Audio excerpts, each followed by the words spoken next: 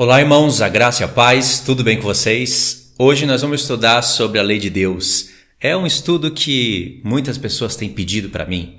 Eu já tenho estudo no canal falando sobre a lei, falando sobre até esse assunto aqui, mas só que ele não está organizado, não está em playlist.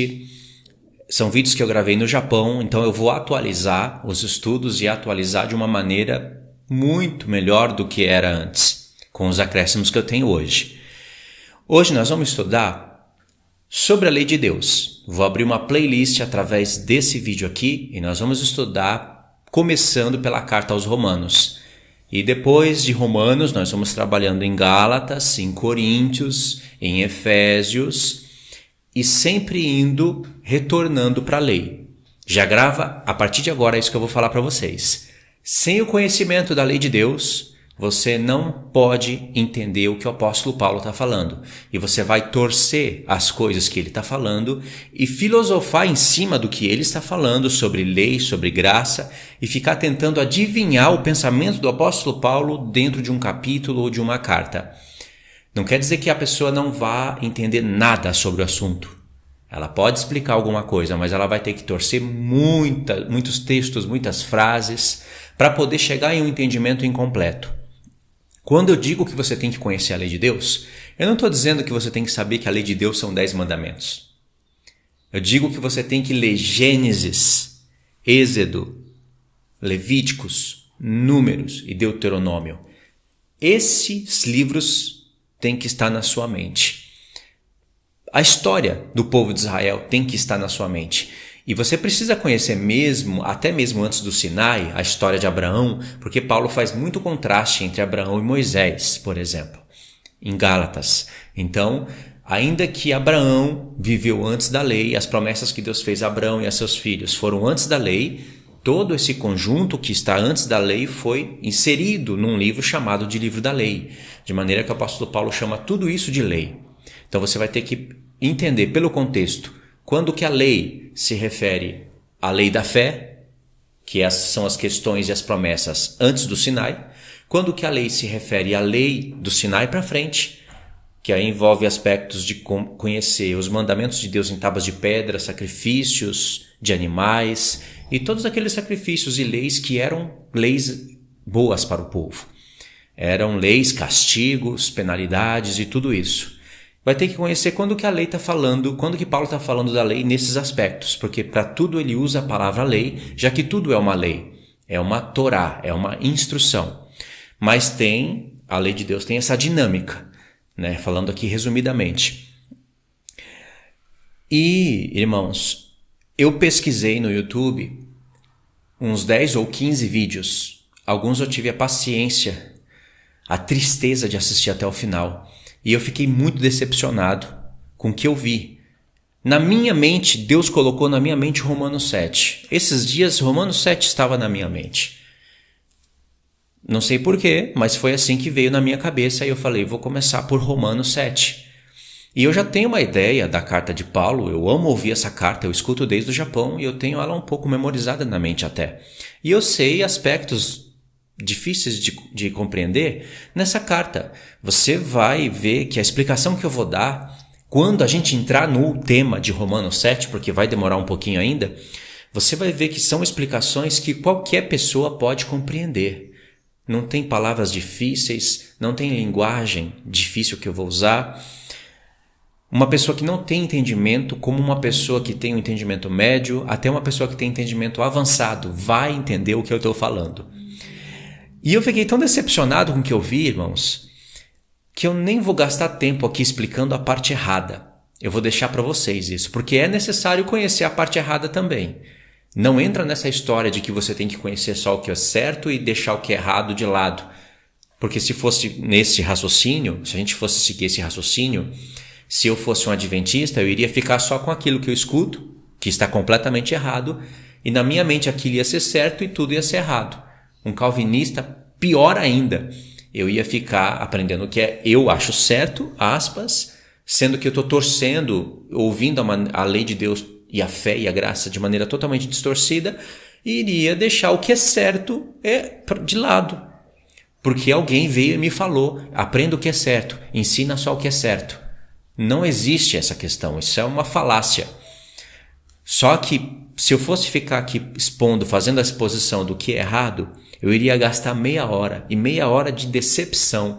Irmãos, todos os vídeos que eu vi aqui no celular, que eu pesquisei e fui estudando nesses 2 dias, doeu meus ouvidos, doeu meu coração.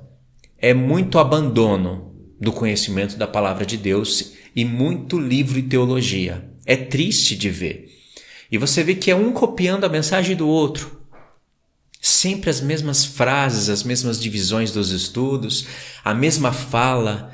Um que assistiu o vídeo do outro, anotou e acrescentou. Só quem pesquisa, como eu fiz, entende que foi assim, esse processo de estudo sobre Romanos 7 e sobre a lei de Deus foi remontado no YouTube dessa maneira. Um vendo o vídeo do outro, achando legal, surgiu de um livro, de algum livro surgiu, mas é sempre deturpando a lei de Deus, deturpando a graça, deturpando a fé e não tendo relação nenhuma com a história do povo de Israel. Como se Deus desse uma lei maldita para o povo, uma lei de escravidão, uma lei ruim.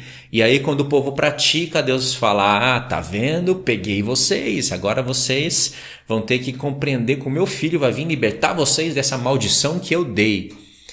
Irmãos, é muito, olha, eu já estou entrando nesse assunto, né? É muito asqueroso esse entendimento que infelizmente contaminou a mente das pessoas.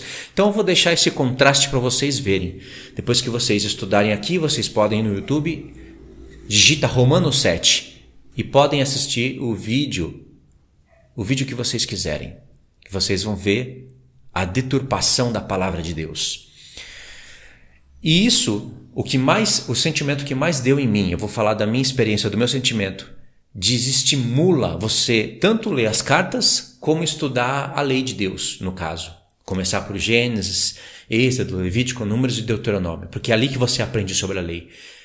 Ninguém mencionou esses livros, ninguém estimulou as pessoas a estudarem isso, não correlacionaram as palavras de Paulo, e eu estou falando de vários homens, não estou falando de um vídeo só que eu assisti 15, 20 vídeos. Eu fiquei muito triste. E aí ardeu mais ainda no meu coração a vontade de ensinar para vocês sobre a lei. Vou começar com Romanos 7. Esse é o primeiro capítulo, é o primeiro vídeo da playlist e é onde vocês vão ter que usar a cabeça. Vocês vão sentir vontade de ler, com certeza, a lei, as cartas de Paulo e vão compreender. Até os pontos mais difíceis. Eu ainda não consegui detectar um ponto que eu não consiga explicar dentro de Romanos. É claro que deve ter, mas eu não consegui detectar ainda. Eu consigo explicar tudo, versículo por versículo. E até de onde surgiu essas expressões. Por isso que é interessante você assistir. Não é algo que eu peguei de alguém, que eu ouvi de alguém, que eu somei de várias pessoas e estou trazendo para vocês um repeteco dos melhores momentos de vídeos que eu assisti. Não é algo que eu extraí da minha leitura e do meu entendimento. Esse é o testemunho que eu tenho para vocês. É assim mesmo que eu aprendi sobre a lei de Deus. Então, vamos começar por Romanos, alguns textos em Romanos 2, 3, 5 e 9. Para vocês entenderem algumas coisas que eu vou falar para vocês, já de cara, antes da gente chegar em Romanos 7. Romanos 7 é o miolo da carta de Romanos. É um dos pontos mais difíceis de se entender. Na verdade, se for falar sobre a lei, é o capítulo mais difícil de se compreender. Embora tenha muitas correlações com Gálatas e até mesmo com Coríntios e Efésios, Gálatas contém muitas expressões que está em Romanos. Na verdade, eu acho que Gálatas foi escrito primeiramente, né? Então, são cartas bem parecidas, embora uma seja grande, de 16 capítulos, outra seja bem menor, de 6 capítulos, tem palavras e frases e expressões idênticas sobre a lei de Deus. É preciso sempre estudar as duas. Então, vamos ler, eu vou começar aqui com vocês sobre a justificação. Vou fazer algumas perguntas para vocês já de cara. E depois a gente vai para um outro ponto dentro de Romanos, antes de ler Romanos 7. Porque não adianta eu começar aqui com Romanos 7, que eu sei que vai dar muito trabalho para eu explicar isso para vocês. já para vocês detectarem as várias contradições dos estudos que talvez vocês possam ver aí no YouTube. Tá bom? Romanos 2, do 11 ao 16. Porque para com Deus não há acepção de pessoas. Assim, pois, todos os que pecaram sem lei, também sem lei perecerão. E todos os que com lei pecaram, mediante a lei, serão julgados. Porque os simples ouvidores da lei não são justos diante de Deus, mas os que praticam a lei hão de ser justificados. Só aqui eu teria questões para mostrar para vocês. Os que praticam a lei serão justificados. Verso 14.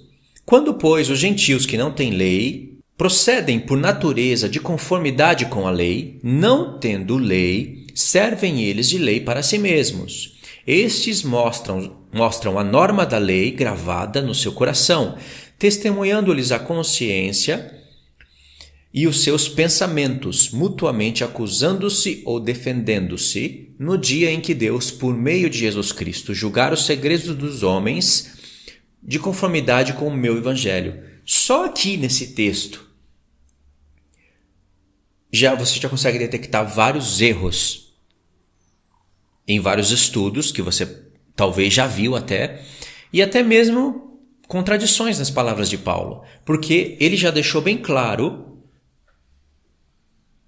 no verso 13 que não são justos diante de Deus aqueles que ouvem a lei, mas os que praticam a lei hão de ser justificados. Já pergunto, que lei é essa? Não é a lei da antiga aliança, é a lei da nova. Só que a lei da nova aliança não é você falar a graça do Senhor Jesus nos salva. Aí você pergunta, que graça que é essa? É a graça da plenitude da graça. Aí você pergunta para o sujeito, que plenitude da graça é essa? É a plenitude da graça da lei do amor. Que lei do amor é essa? É a plenitude da graça da lei do amor do sacrifício de Cristo. Isso não é explicar o texto. A nova aliança é uma lei também. E ela envolve os 10 mandamentos, sim. Quando eu falo para vocês que ela envolve os 10 mandamentos, logo vocês pensam no sábado, pensam na seita adventista, volta para o pensamento atual de vocês, e por causa do sábado, que vocês não sabem o que faz, se guarda ou se não guarda, se eles estão certos ou não, joga tudo fora, simplifica tudo e fala, a graça me basta. Isso é um pensamento todo distorcido da verdade. Se você tem esse pensamento, você vive com um pensamento distorcido e isso complica a sua luta contra a carne. Dificulta o seu conhecimento de Deus e da lei dele. De maneira que se você fosse ensinado com essas palavras que eu acabei de repetir, você nunca estaria sacerdotando o povo de Deus. Você estaria afastando eles da verdade. A lei é a lei da nova aliança. Essa lei aqui envolve os 10 mandamentos, que é ministério do Espírito Santo. Espírito do Pai, Espírito do Filho. Esse é o Espírito que foi enviado. Que tem a função de escrever a lei, os 10 mandamentos, na nossa mente, para que a gente pratique. E como isso não acontece num passe de mágica, já que é o Espírito de Deus escrevendo a lei em homens carnais, nós vamos ter que travar uma luta contra a carne. Lutar contra a carne, aonde habita o pecado, para que a gente pratique os mandamentos que o Espírito Santo está sugerindo. Isso é uma explicação verdadeira. Isso é explicar a luta contra a carne. Lutar contra a carne é lutar para guardar os mandamentos de Deus, que com seu poder de escolha, agora dando ouvidos à lei do Espírito, você vai ter que praticar. Na prática, você tem que praticar a lei para ser salvo. E isso é obedecer a Deus pela fé. Isso é evangelho. O contrário disso é deturpação da palavra. Não existe essa questão de que você não tem que fazer obras nenhuma para ser salvo. Aí você pensou, mas eu já comecei a lembrar de textos de Paulo, em Efésios, onde ele fala que o homem não é salvo por obras, e nem por obras da lei. Por isso que você tem que estudar a palavra. Você tem que ver que obras que são essas que Paulo está falando. Porque Tiago disse que o homem não é salvo somente por fé, e sim por obras. E ele se refere às obras da fé, que não são as obras da lei. Quais são as obras da lei? Em poucas palavras. Principalmente nesse tempo aqui, que é o que as pessoas não levam em conta. Elas se inserem dentro desse tempo, esquecem do mundo atual, não contextualiza o mundo no qual foi escrito essa carta e ficam viajando, filosofando. Por isso que eu falei, doeu os meus ouvidos de ouvir esses ensinos e doeu meu coração também. Se Paulo está falando que a justificação vem pela prática da lei, então você tem que praticar a lei para ser salvo. E isso não anula a graça de Cristo, porque Jesus morreu na cruz por causa dos seus pecados, que a Bíblia diz que é a transgressão da lei. Que contradição é essa de você falar que não precisa praticar a lei para ser salvo? Quando Paulo fala que nós não somos salvos por obras, e sim pela fé em Jesus para que ninguém se glorie, em Efésios, lá ele está falando, contrastando a antiga aliança da nova. Ninguém seria salvo naquele tempo em que Jesus havia morrido, ressuscitado, estava sendo pregado e tinha templo, tinha judaizantes, tinha sacerdotes. Ninguém seria mais salvo por praticar as obras da lei que Deus ordenou para que o povo praticasse. Aquele que fizer essas coisas, por elas viverá. Mas seria salvo pela fé em Jesus, que consiste em guardar os mandamentos de Deus. Se você não guardar os mandamentos de Deus, você pode falar com a sua boca todo dia, fazer uma reza todo dia, uma reza católica, uma confissão evangélica. Se você na prática não guardar a lei de Deus, você não vai ser salvo. E daí que Jesus morreu na cruz, se você não obedece a ele? Aí você pode dizer, mas é os 2 mandamentos que eu tenho que obedecer. Tá vendo? Isso já é burrice. Porque os 2 mandamentos é burrice evangélica, tá? Porque os 2 mandamentos de Deus é um resumo dos 10. Os dois grandes mandamentos da lei, amarás a Deus acima de todas as coisas e amarás o teu próximo como a ti mesmo, não vem para substituir os 10. Burrice evangélica, isso. Os 2 mandamentos vêm para resumir os 10. Quando você estuda os 10 mandamentos, qual seria o resumo? Qual seria o que Deus está falando? O que seria o que Deus está falando para você através desses 10 mandamentos? Ame a Ele acima de todas as coisas. E para isso ser verdade, ame o teu próximo como a si mesmo. Por isso que o apóstolo Paulo, com um conhecimento mais aprofundado, ainda pegou os 2 mandamentos e resumiu numa só palavra: amarás o teu próximo como a ti mesmo. Se você faz isso, você guarda toda a lei na prática. O que tem de difícil nisso? O difícil está nos líderes religiosos, nas seitas, nas religiões. Eles complicam as coisas. Eles que falharam na missão de explicar para vocês o que é transição de alianças, o que é graça e o que é lei. E não é só isso aqui. Eu li um texto aqui para vocês, eu estou explicando várias coisas, né? Que está vindo na minha cabeça em cima desse texto que eu li, mas não é só isso. Então vocês viram aqui que o apóstolo Paulo está falando que é pela prática da lei que nós somos justificados. A primeira vez que ele fala de justificação nessa carta, ele fala que é pela prática da lei, não da antiga aliança, envolvendo circuncisão, sacrifício de animais, ou você entregar suas primícias, os seus dízimos para Deus, mas a lei da nova aliança que está em Cristo. E Cristo morreu e subiu, ressuscitou e ascendeu aos céus, enviou o Espírito Santo para cumprir Jeremias 31:31, que Deus iria escrever a lei de Deus, não em tábuas de pedra, mas nos nossos corações. E pensa, medita, a lei de Deus é para você meditar. O que é na prática escrever as leis de Deus na nossa mente? Nos ensinar e fazer com que a gente pratique. Para isso você precisa ser provado. Você tem a oportunidade de roubar, tá ali, ninguém vai saber. Pode ser que ninguém saiba, nunca ninguém vai saber, mas você não rouba. Você tem a oportunidade de adulterar e ainda pode ser que ninguém nunca saiba disso.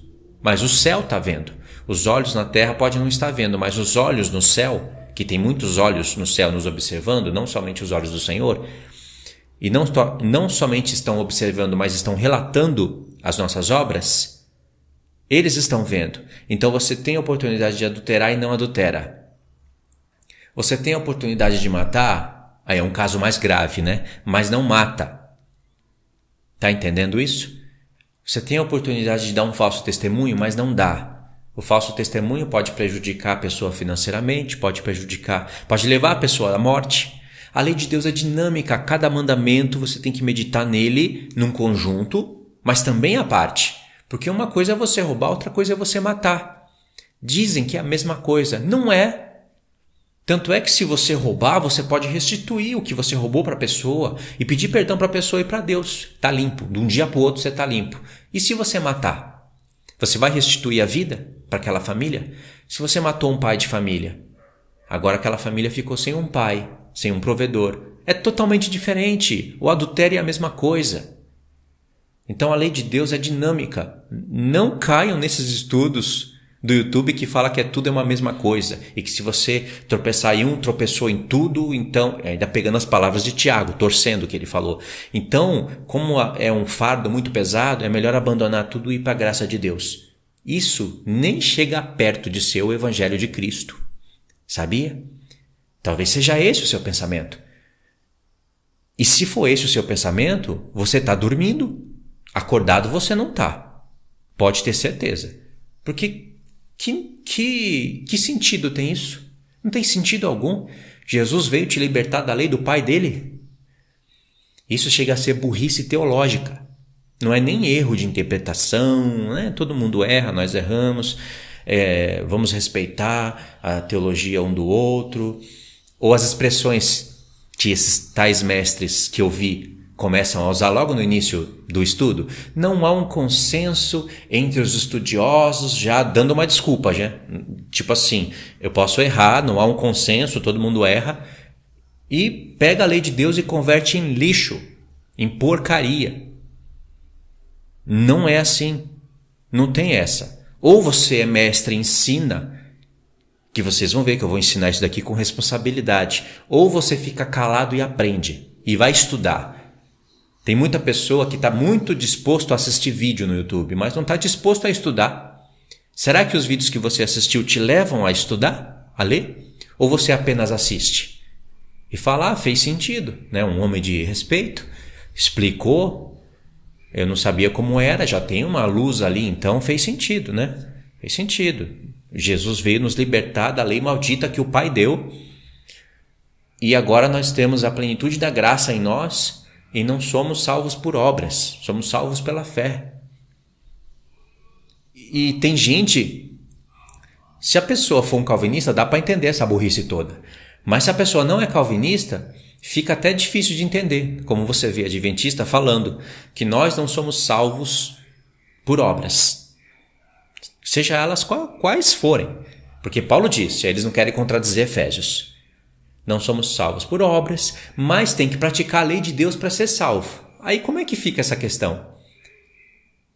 A pessoa não é calvinista, porque se ela fosse faria sentido, né? Mas ela fala que nós somos salvos para praticar as boas obras. Mas não é praticando que vai ser salvo. Chega a ser cansativo, enjoativo você discutir com uma pessoa assim. Ela diz que nós não somos salvos por obras, para não contradizer Efésios, mas ao mesmo tempo defende a lei de Deus, no caso é adventista. Defende a lei de Deus que tem que praticar. Aí você pergunta, mas tem que praticar para ser salvo? Não. Mas como um salvo você pratica. Então você é calvinista? Não, não sou. Então vai se danar, eu tenho coisa para fazer. Que loucura é essa? A pessoa te convence convence não, ela te ganha no cansaço. Então, olha aqui, por exemplo, baseado nesse entendimento, o que Paulo falou em Romanos 2, verso 14. Quando, pois, os gentios que não têm lei procedem por natureza de conformidade com a lei, não tendo lei, servem eles de lei para si mesmos. O que Paulo está falando aqui? Ele usou a palavra lei para tudo, né? Mas lembra que Paulo está escrevendo num tempo de transição de alianças, num tempo onde as pessoas que aceitassem a Jesus Cristo como Filho de Deus iria ter nas suas mãos, para estudar a palavra de Deus, a lei, os salmos e os profetas. Elas não iriam ter um Novo Testamento formado. Nós temos. Elas não teriam. Então elas teriam que estudar a lei de Deus. E o Novo Testamento que estava sendo formado nesse tempo veio para explicar, para fazer a soma do que Deus queria dizer com a lei, com os salmos e com os profetas. E Paulo está explicando isso. Então, naquele contexto, fazia muito mais sentido eles ouvirem essas palavras do que hoje no nosso, que tem várias religiões explicando várias coisas. Quando, pois, os gentios que não têm lei, se referiu à lei da antiga aliança. Eles não estavam ligados a Deus pela circuncisão, que também é um ponto-chave da carta, e estando no tabernáculo, fazendo festas, participando das festas, levando suas primícias. Eles não têm lei. Quando eles que não têm lei procede por natureza de conformidade com a lei, como que um gentio que não tem nada disso vai proceder por natureza de conformidade com a lei? Não com a sombra, mas com a realidade. Então esses são gentios convertidos. O apóstolo Paulo está tratando de um contexto onde tem gentios já convertidos, praticando as realidades da lei, gentios que estavam entrando para conhecer a Deus, mas que também estavam sendo atacados pelo judaísmo. Porque vinham os judaizantes e diziam que o que o apóstolo Paulo estava ensinando era contra a lei de Deus. Porque eles não tinham capacidade de entender o que Deus prometeu para Abraão, para Isaac e para Jacó a respeito dos gentios, da salvação. Não tinham capacidade para entender o porquê que veio a lei de Deus no Sinai e que foi parar em tábuas de pedra e que por isso tinha expiação dos pecados no propiciatório todos os anos. Aliás, esse é o assunto do capítulo 3. Não tinham capacidade de somar tudo isso. Então eles simplesmente olhavam as palavras de Paulo, que parecia estar falando mal da lei de Deus, e contrariavam o que Paulo estava fazendo. Isso não é tão frequente aqui em Romanos, mas em Gálatas aconteceu. Paulo, já tendo a experiência dos ataques judaizantes em Gálatas, ele já escreveu essa carta aqui muito mais experiente, defendendo muito mais não somente a si próprio, mas também a lei de Deus, porque tem muitos pontos de defesa do apóstolo Paulo dentro dessa carta. E de defesa também do Evangelho, e por isso ela se torna mais difícil de ser compreendida no nosso tempo. Então, não tem como um gentil, sem o Espírito Santo, proceder naturalmente de conformidade com toda a lei de Deus. Não tem, é impossível. Então, se tem, então para que o gentil precisa do Espírito Santo? Entendeu? Mas quando ele recebe o Espírito Santo, ele começa a compreender o que era a lei de Deus, qual era a vontade de Deus, então ele começa a entender que não vai precisar mais se circuncidar ou entrar no ministério das festas, porque era a lei de Deus. Como Moisés havia dito, aquele que fizer essas coisas, por elas viverá. Essa frase está tanto em Romanos 10 como em Gálatas, porque tem muitas frases parecidas nas duas cartas, e ele iria proceder naturalmente, de maneira natural, por causa do Espírito que estava nele, de conformidade com a lei. Entendeu? Então pega o texto de novo com esse raciocínio. Quando, pois, os gentios que não têm lei procedem por natureza de conformidade com a lei, não tendo lei, servem eles de lei para si mesmos, já que o Espírito Santo está neles. Então eles sabem o que é certo e o que é errado, como devem proceder. E se pecarem, sabem que tem um sumo sacerdote celeste à destra de Deus. Não precisa mais de um terreno. Isso é ministério da antiga aliança. Compreendeu o texto, que parecia ser tão difícil de compreender? Aí no verso 15, Paulo fala: estes mostram a norma da lei. Essa palavra que você está lendo como norma, eu vou tocar nela aqui agora. Pode ver, no grego é a palavra ergon. Ergon, de obras. E aqui colocaram norma da lei. Não sei por quê. É porque talvez o tradutor ficou com medo da gente confundir essas obras da lei com as outras obras da lei que Paulo fala, nós não estamos debaixo da lei, por obras da lei ninguém será justificado. Então, só para fazer uma diferença, ele colocou norma da lei. Mas o apóstolo Paulo está falando de obras da lei. Esses mostram as obras da lei, gravada no seu coração, agora com entendimento. Quais são as obras da lei? A primeira, a principal, se um gentio quisesse se achegar a Deus, circuncisão. Não tem para onde escapar, circuncisão. Depois, vamos Páscoa, asmos, primícias. Todos os seus frutos, suas rendas, os seus primeiros animais são entregues para Deus. Aí, no dia do Pentecoste, mais entrega de primícias, tem que estar lá também. Trombetas, expiação, tem que participar do dia da expiação, faz parte do Deus de Israel agora. E participar dos tabernáculos. Essas obras da lei eram sombras das coisas que viriam. Mas o povo praticava isso sem entendimento. Agora eles têm o entendimento disso, das obras da lei, gravado no coração. Porque o Espírito Santo disse que escreveria as leis dele no coração do homem. Entendeu? Verso 15. Estes mostram as obras da lei gravada no seu coração, testemunhando-lhes também a consciência e os seus pensamentos, olha só que coisa linda, mutuamente acusando-se ou defendendo-se. Em que tempo isso vai acontecer? Quando que um gentil vai estar diante de Deus e pela consciência dele ele vai estar se acusando ou se defendendo? No dia em que Deus, por meio de Jesus Cristo, julgar os segredos dos homens de conformidade com o meu evangelho. No dia do julgamento vai ter um tribunal estabelecido. E ali, pelo que for falado e mostrado, pelas suas obras registradas nos livros das obras, você ou vai se defender ou vai se acusar na própria consciência. O apóstolo Paulo foi mais adiante aqui. E ele levou o assunto lá no tribunal de Cristo, no trono branco, em tempos diferentes, é claro que ele já sabia disso. E depois ele volta para o ponto. E como se isso não fosse tudo, nós estamos lendo Romanos do 11 ao 16 e eu estou explicando para vocês esses pontos. Olha do 5 ao 10, um contexto para isso. Mas segundo a tua dureza e coração impenitente, acumulas contra ti mesmo ira para o dia da ira e da revelação do juízo de Deus. O mesmo ponto, você vê, né? Que ele leva o assunto para o dia do juízo. Que retribuirá a cada um segundo o seu procedimento a vida eterna aos que, perseverando em fazer o bem, procuram glória, honra e incorruptibilidade. Vida eterna. Vida eterna, que Paulo fala que é pela graça. Aqui ele está falando que é uma retribuição de Deus. Olha só. Que retribuirá a cada um pelo seu procedimento. Em outras traduções está, conforme as suas obras. Conforme as suas obras, Deus vai retribuir a vida eterna ou não. Mas a vida eterna não é pela graça? Na mesma carta, o apóstolo Paulo não fala que a vida eterna é pela graça?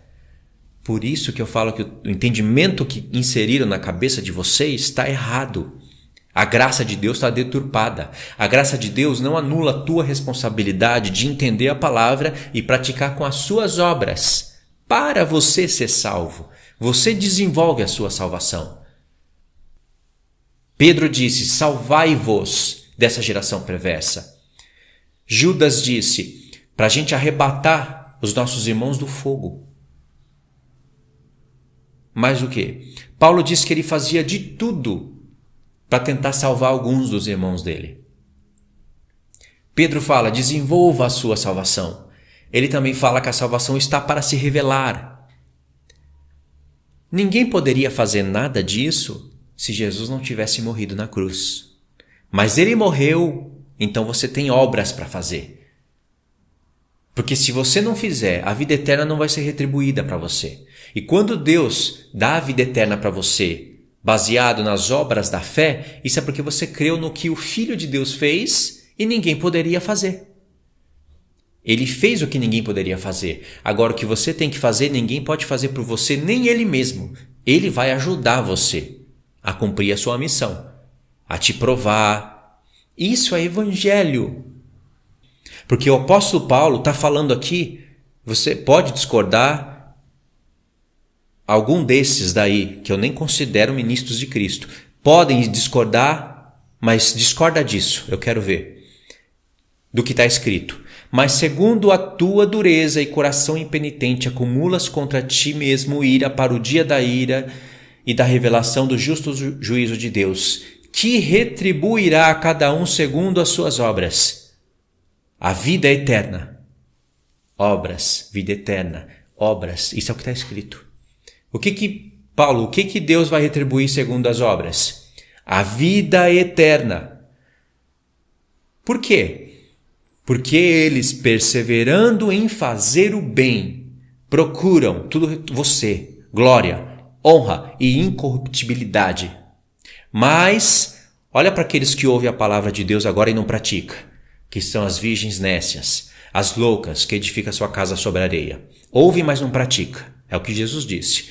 Mas ira e indignação aos facciosos que desobedecem à verdade e obedecem à injustiça. Tribulação e angústia virão sobre a alma de qualquer homem que faz o mal, ao judeu primeiro e também ao grego.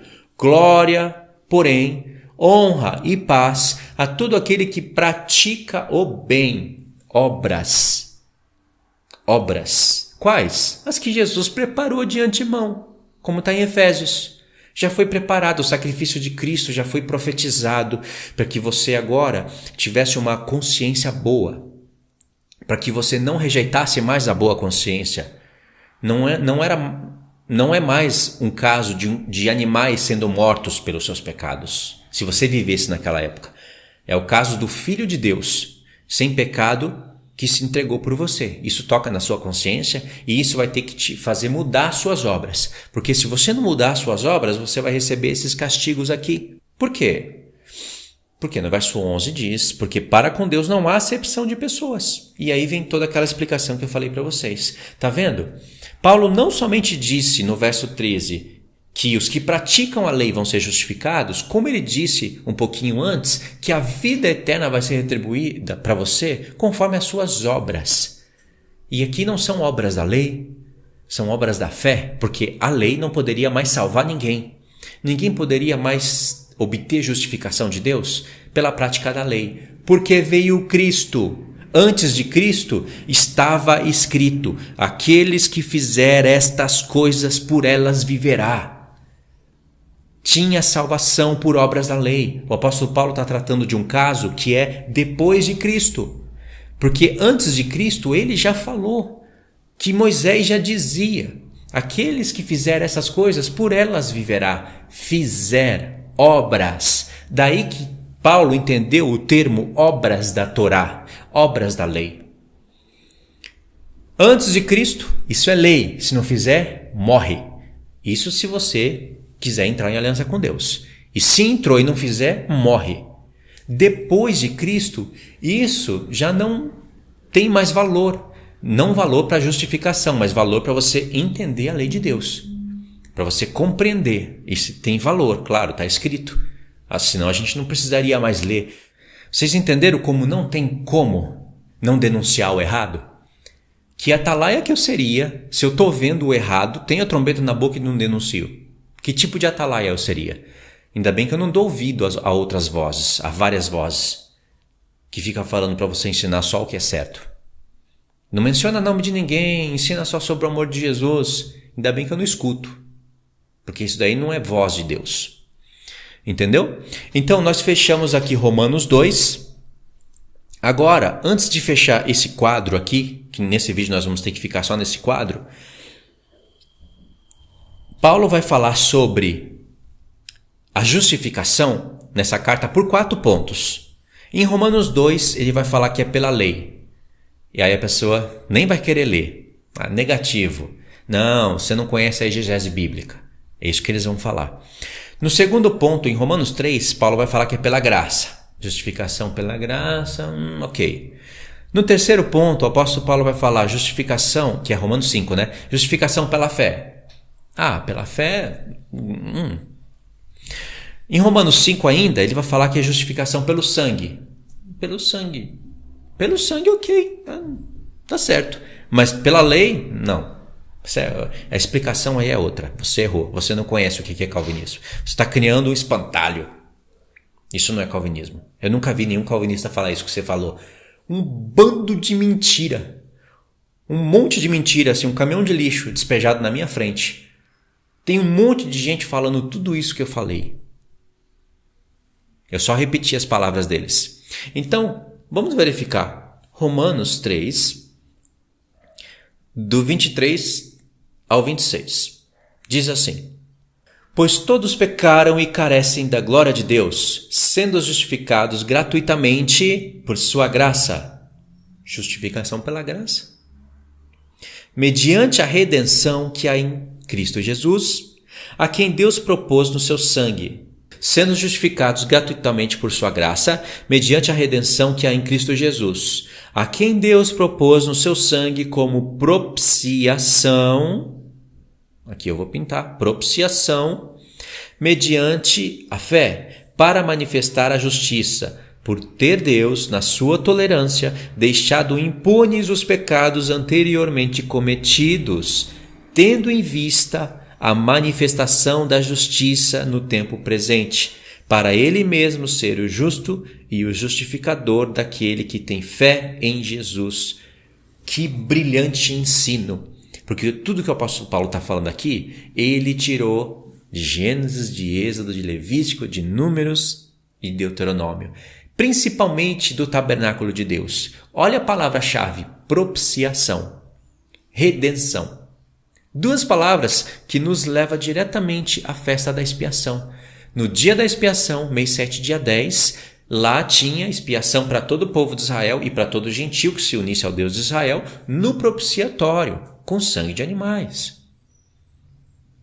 E Paulo jogou tudo isso em Cristo, mediante a redenção que há em Cristo Jesus. Essa redenção, o apóstolo Paulo chama em Efésios 1 e Efésios 4 de dia da redenção, no futuro, que bate certinho com o dia da expiação. E o escritor de Hebreus, quando fala de redenção, ele fala de expiação e mostra que Cristo veio e fez. Sim, na Páscoa, como homem, ele venceu, então ele abriu as portas para todas as outras festas. Todas vão se cumprir, mas ele não cumpriu todas ainda. O dia da expiação está no futuro.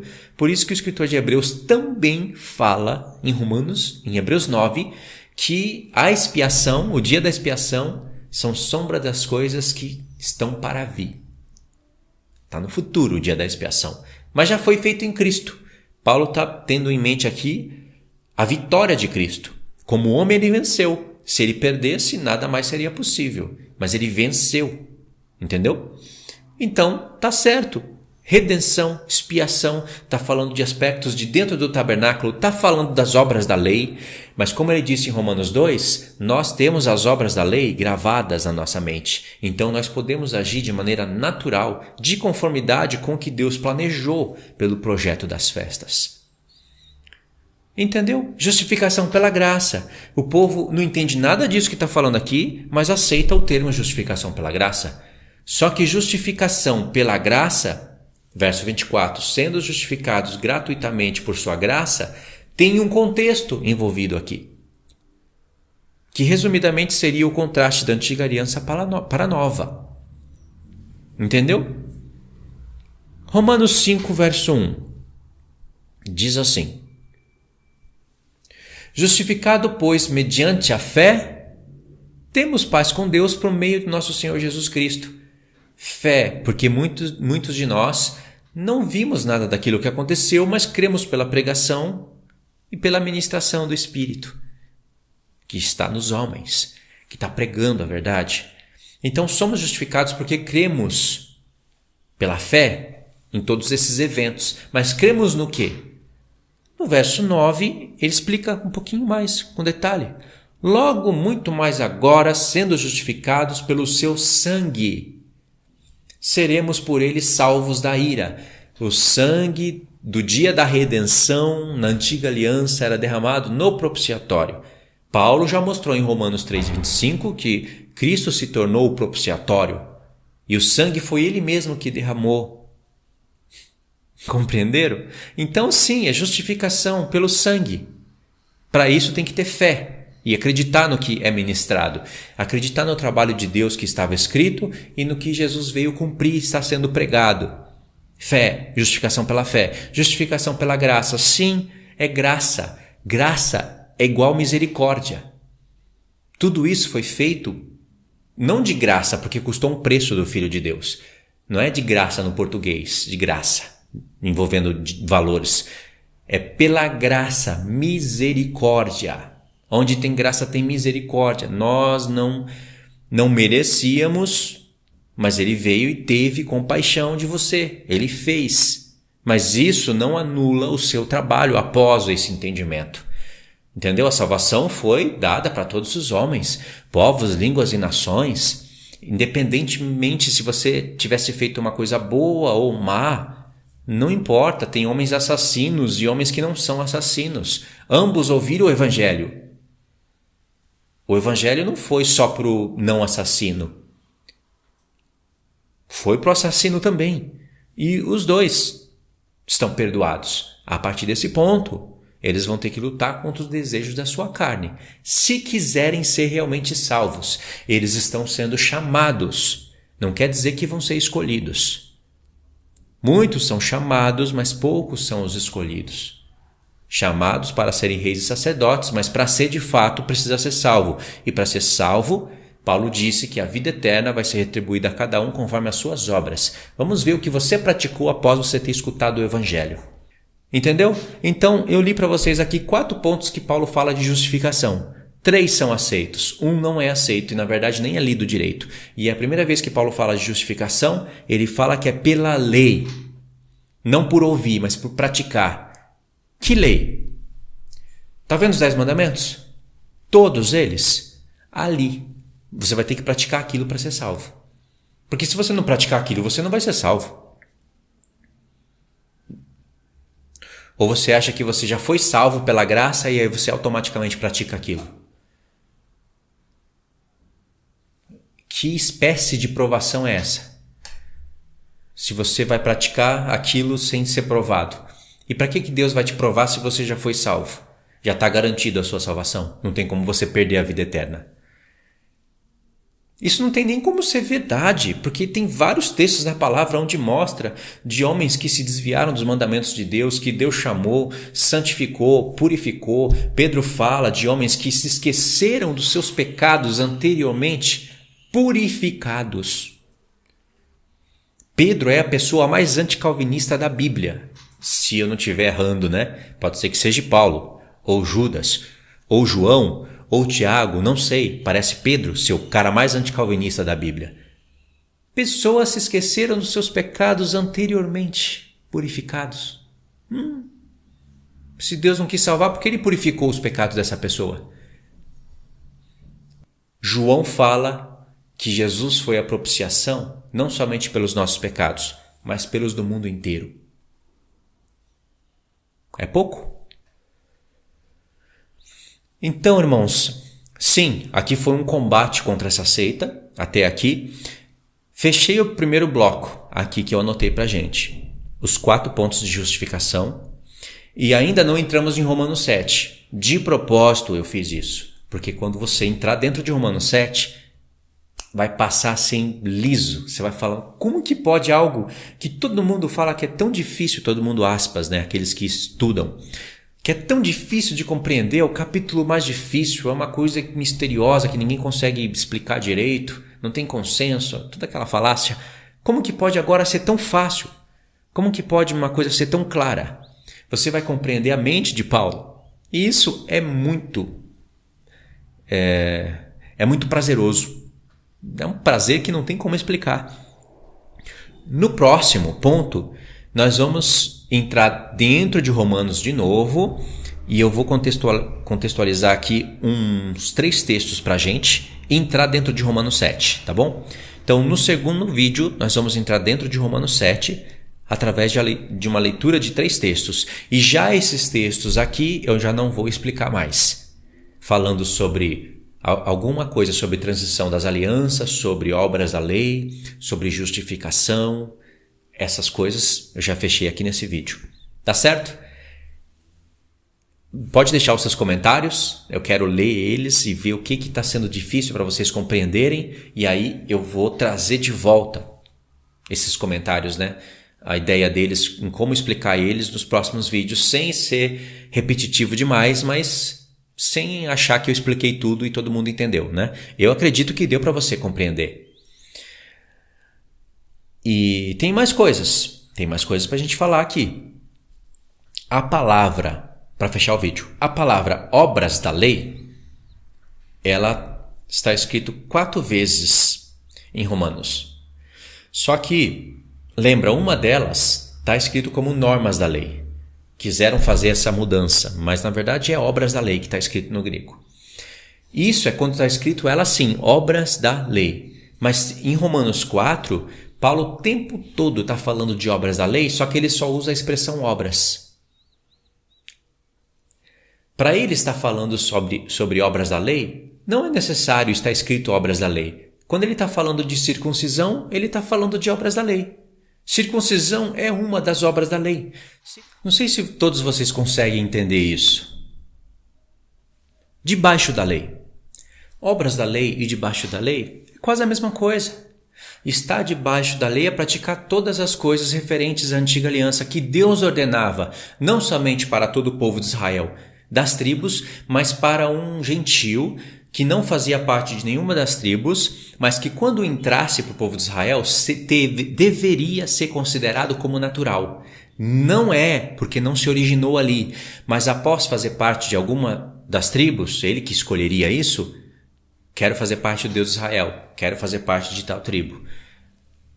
Isso, a tribo ou a mulher que ele casasse, ou o homem que tal mulher casasse, iria se vincular à tribo, né? É assim que ele faz a escolha, pela mulher que ele se interessa, e aí ele iria aceitar as leis do Deus de Israel, e o povo deveria considerar ele como natural, porque o filho ou a filha que eles fossem gerar seria um israelita. Entendeu o mistério? Por isso que Deus falou que era para ser considerado como natural. E essa lei era para todos, uma lei só haverá para todos. Não está escrito isso em Êxodo 12, em outras partes da lei? E Deus já selou falando, aquele que fizer essas coisas, por elas viverá. Por isso que Paulo pega esse contraste com a lei da nova aliança. Para não invalidar o que Deus falou. Teria uma validade, uma data para isso que Deus falou. A data seria quando o próprio Filho de Deus viesse. Então, obras da lei resume todas as complexidades da lei. Todas as festas são obras da lei. Todos os aspectos, obras da lei. E isso é estar debaixo da lei. E essa expressão aparece 2 vezes. Mas, olha que incrível. A carta que mais fala das obras da lei e de aspectos de estar debaixo da lei, sem sombra de dúvida, ela ganha disparado. Adivinha? Hebreus. São as coisas que mais falam da Antiga Aliança. É a carta que mais fala coisas da Antiga Aliança. E adivinha? É a única carta onde não aparece nenhuma vez a expressão obras da lei e debaixo da lei. Quando eu falo que é a única carta que não aparece, eu não estou falando que aparece em todas as outras. Mas na proposta da carta em explicar a lei de Deus, é a única que não aparece. Nem obras da lei, nem debaixo da lei. E eu acho que em circuncisão também não aparece. Mas é a carta que mais fala de tudo isso. Entendeu? Aonde surgiu esses aspectos, essas frases-chave? Da meditação na lei de Deus. Quando Moisés disse, aquele que fizer essas coisas, por elas viverá. Aí surgiu obras da lei. Quer fazer parte disso? Então você está debaixo da lei.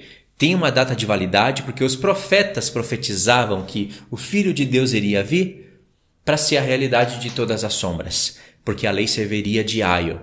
Aí tudo começa a fazer sentido, né? Porque eu estou contextualizando o tempo da Antiga Aliança e levando para o tempo da transição das alianças para a gente entender hoje, no fim dos tempos, aspectos da aliança. E se Deus está interessado em explicar isso com precisão, é porque Ele está interessado em que muitas pessoas sejam reis e sacerdotes.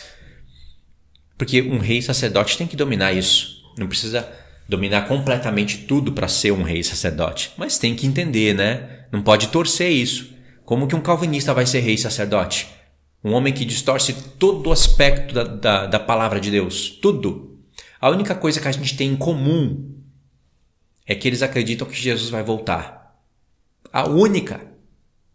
O resto é tudo diferente.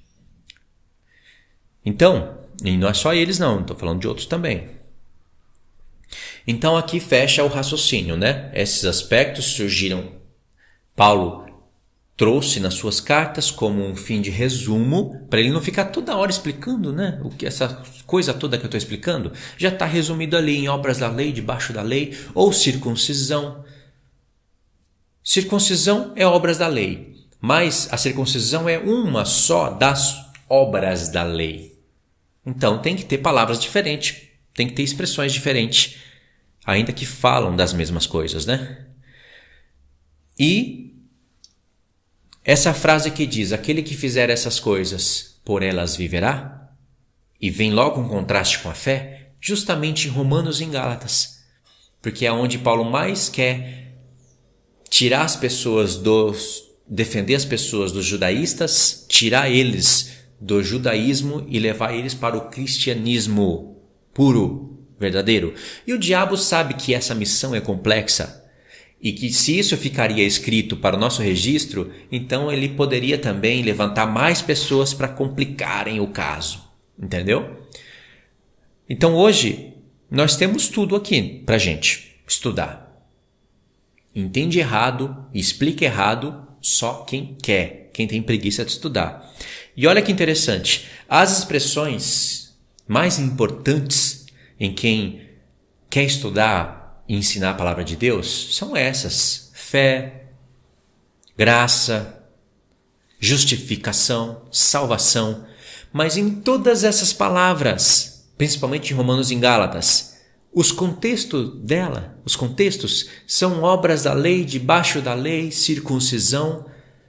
Então eu não posso deixar de entender o contexto dessas palavras, de maneira alguma. E quando eu me proponho a explicar, eu não posso dizer que a lei de Deus era uma maldita, porque supostamente Paulo estaria falando isso em Gálatas, Cristo vos libertou da maldição da lei. Ou em Romanos 7:4, vocês estão livres da lei agora. É claro que Paulo se referia à lei da antiga aliança, mas não com essa mentalidade que o povo ensina. Não, claro que não. E Paulo teria que se expressar assim naquela época, porque, irmãos, naquela época não é como hoje. Naquela época tinha templo, tinha sacerdotes fazendo e ministrando as coisas, como o escritor de Hebreus falou em Hebreus 8. Se Cristo estivesse aqui na terra, nem sacerdote ele seria. Havendo templo, havendo pessoas que ministram as coisas, que são sombras da lei. E aí ele começa a explicar minuciosamente detalhes do dia da expiação. Esse assunto começa em Romanos 8. E aí ele vai em Hebreus 8. E vai em Hebreus 8, Hebreus 9, Hebreus 10. São os capítulos que ele mais explica detalhadamente sobre o dia da expiação. Então Paulo teria que se expressar dessa maneira. Ele está se comunicando com romanos. Pessoas que não tinham a lei de Deus e que agora queriam fazer parte da lei de Deus. Mas aí eles vão ler a lei de Deus. Bom, está escrito que é para se circuncidar. Está aqui, ó. Abraão e a sua descendência. Inclusive, dessa maneira que eu estou falando aqui, poderia ser, e eu acredito que é mesmo, a maneira que os judaizantes falavam com os gentios. Está escrito. E aí? Quer fazer parte do Deus de Israel? E não quer obedecer o que está escrito? Além do mais, Moisés disse, aquele que fizer essas coisas, por elas viverá. Como que vem uma peste no meio de vocês falando que não precisa se circuncidar? Como que vem uma peste falando para vocês que não precisa mais entregar as primícias e sacrificar animais, sendo que é a lei de Deus? Então vocês não fazem parte do Deus de Israel, coisa nenhuma. Se quiser ser salvo, tem que praticar a lei de Moisés. Acabei de falar uma frase de um contexto que se encontra em Atos 15, que foi um conflito de fariseus que tinham abraçado a fé, que creram em Jesus, mas estavam com o pensamento deturpado, que inclusive é uma alusão para os tempos de hoje. E que Paulo não aceitava de maneira nenhuma. Houve uma confusão tremenda e se reuniram em Jerusalém para um concílio. Todos se reuniram lá.